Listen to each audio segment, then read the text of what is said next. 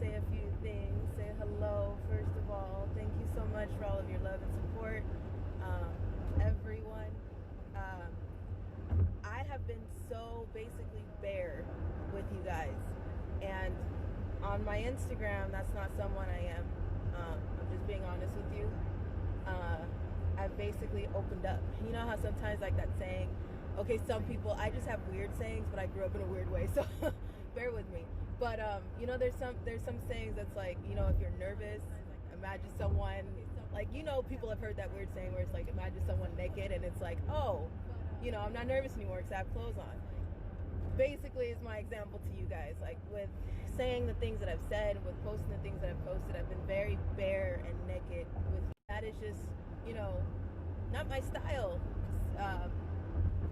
especially on here, especially if you know me and you follow me on here, if you know me personally or if you've met me.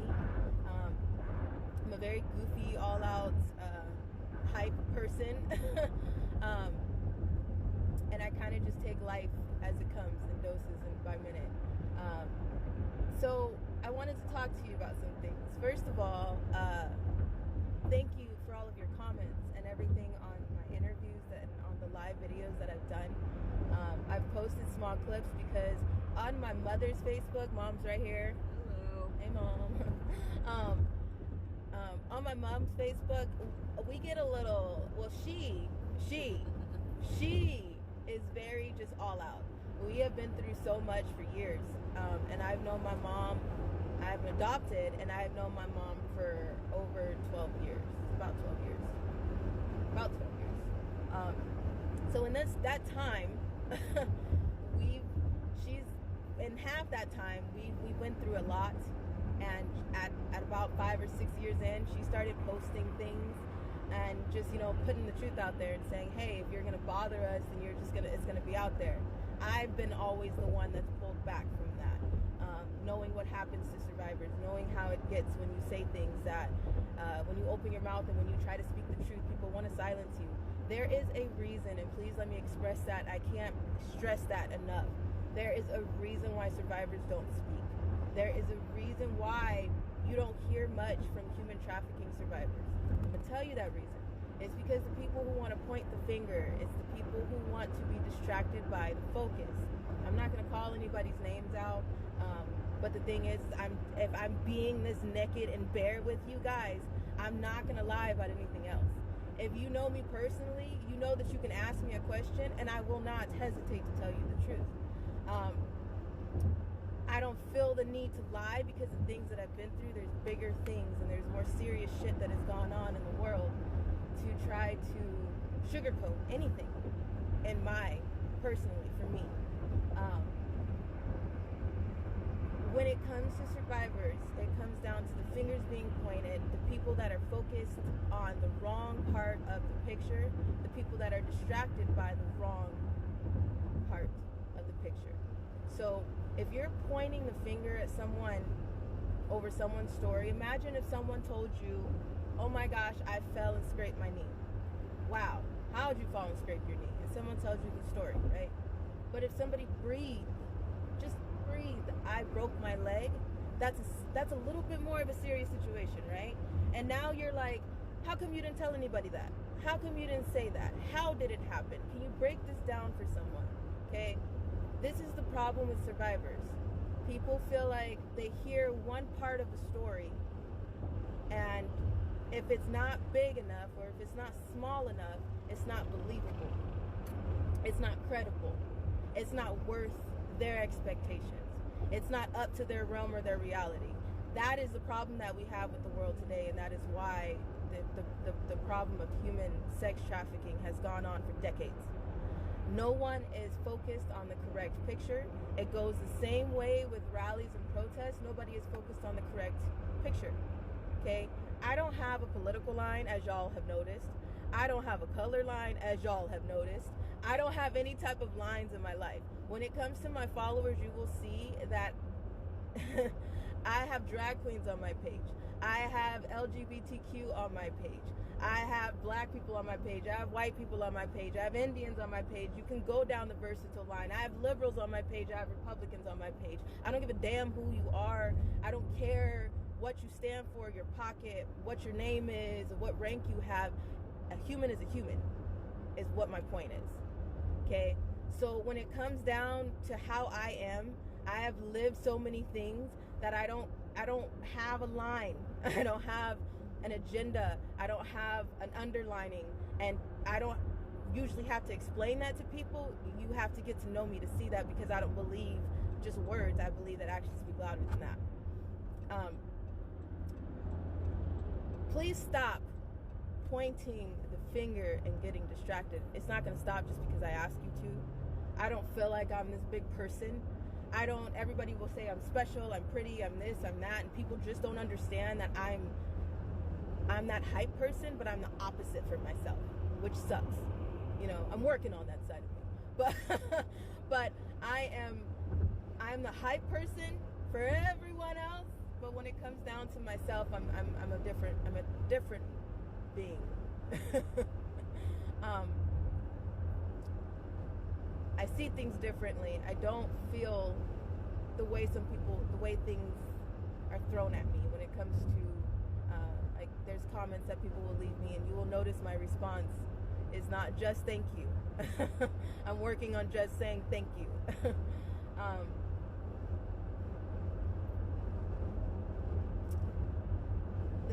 The problem is I haven't scratched the surface with things that I've said on my Instagram. I have gotten threatened. I have gotten witchcraft thrown my way. I've been down for like a good 3 days. I'm able to post if I'm laying down. But I've been down for a few days because of some things that have gone on, some threats that have been sent my way, and some things that have been sent my way. I'm so used to it. It doesn't usually faze me one way or the other. I get back up and smile when I can. That's how it goes. You guys, I shared pictures of myself in the hospital. You know, I was going through basically near-death situation, Mom, am I right? Yeah. And at the end of the day, when it was time, and there was a way, or there was a moment of a time to smile, I did. This is just who I am. But I don't have to explain that to anybody. I'd rather you get to know me more and you see that on me for you to believe it. When it comes to scratching the surface with trafficking, guys, the few things that I've talked about are more so later in my life. I have not even gotten close to the things that I went through when I was younger. There was a ranking in my life, basically. There was a time in my life where it was family members. There was a time in my life where it was just someone on the street that I just didn't understand what was going on. Basically, hence the fact that it didn't faze me when I got older. It just made me angry. It just made me feel like something's not right, and I wanted to get out of it. I haven't even began to speak on, like I said, the things when I was younger. I haven't began to speak on how I escaped when I was with kind of an elite level-ish trafficking. I don't know, I saw something just in a few people. I had some arguing, some people having beef on my profile, and I just don't agree with that. Like, I feel like no matter what, don't get distracted while you're arguing. Once again, while anybody is arguing about something that you feel angry about, you're getting distracted by your whole point of why you're looking at a situation.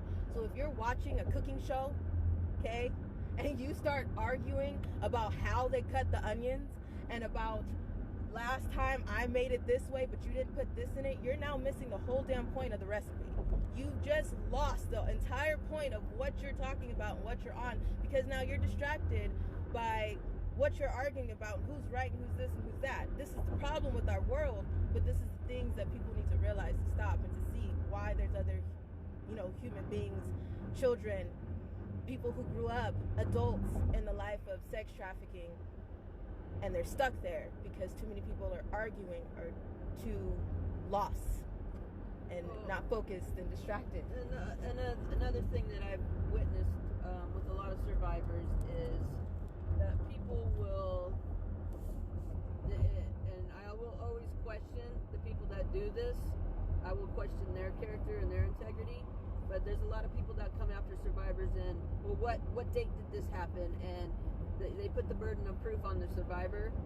If you listen to a survivor, you should know whether they're telling the truth or not without demanding proof.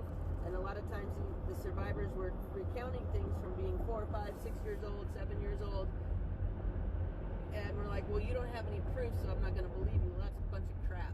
Like, honestly, like, think back to your 7th birthday or your 7th Christmas. What'd you get as a gift? Do you remember? No, most people don't. But you know you had a birthday party. So people need to chill. Really? If many words. If you're attacking a survivor for stupid petty stuff like that, and you're deciding whether to believe them or not because they don't have proof, or they can't recall a date, or they might make up or mess up a date and not remember correctly, you're the one that's got the problem, and you're missing the wrong part of the story. Like, just stop. Yeah. So this wasn't addressed to me. This was something that someone posted. This was an argument that I seen in a profile. This was an argument, like I said, on my profile. This was been saying to you guys for quite a while, just the distractions. And while somebody is for marches and protests and rallies that have something to do with Save the Children, there's people worried about how many numbers, where they're going, what they're doing, or how they did it, or where the leader is heading. Don't worry about that. Worry about the fact that you're out there for the children. That's it. That's it, and that's all. There shouldn't be any arguments. There shouldn't be any pointing the finger. There shouldn't be any blame. You're out there to focus on the main part, and that's saving the children. Exactly. And that means all children. I'm not breaking that down and saying just children in the cages. You guys have heard me say, and on my way today, I get to go meet 2 beautiful babies that are in foster care. I'm talking about the homeless youth. I'm talking about the trafficking survivors. I'm talking about any child that needs help, privileged, underprivileged, or not. I'm talking about any child. Your child, I don't have a child, but any child. You know what I mean? So we'll be going live today. In a little bit. We have a little big of a trip to make on my mom's Facebook, because on my mom's Facebook, if you're on there and I've told you her Facebook and you went ahead and edited there, I've warned you already that you need a seatbelt. And I've warned you already that her profile is kind of an all-in type of profile. If you're ready for the truth of trafficking that kind of ties in and all, it's not just trafficking. I've told you guys it's flavors, from low grade to high grade to container ships to just on the streets. We go out, I pack backpacks for trafficking survivors that are still on the streets, that are not sure what they want to do, but they're still in the life doing jobs. I'm not concerned about just one thing. I've never been. I'm concerned about it all. And I'm not concerned with just one kid. If you've met me and you know me as a dance choreographer, as a person, I'm concerned about everybody, and everybody's my baby. So you would see that. But actions speak louder than words. And I thank you so much for following me, because I have no idea where my journey of this platform is going. But I know that I can't continue to be quiet as a survivor myself, and knowing what's going on in the life. I feel like as being quiet at this point is being just as guilty. I don't know where it came from, though. It just came out of nowhere. So bear with me, y'all, because like I said, I'm just now finding my voice, and that means that just now expressing to y'all my stories, and it's very hard. I thought it'd be way easier. It's not as easy as I thought it would be. It's usually I can spit this stuff out, but I don't spit this stuff out to anybody. I usually have to know you for some years. Quote, years. So I thank y'all. I crumble. I appreciate you a lot. And I can't express how grateful I am. And I can't thank you enough that if you just heard my story, that you've seen that there are more survivors. As you see people getting saved, as I keep posting in my story, there's this many survivors, there's that many survivors. That means that there's a chance, that maybe a 1 out of a million chance, that one of those survivors are about to tell you their story very, very soon.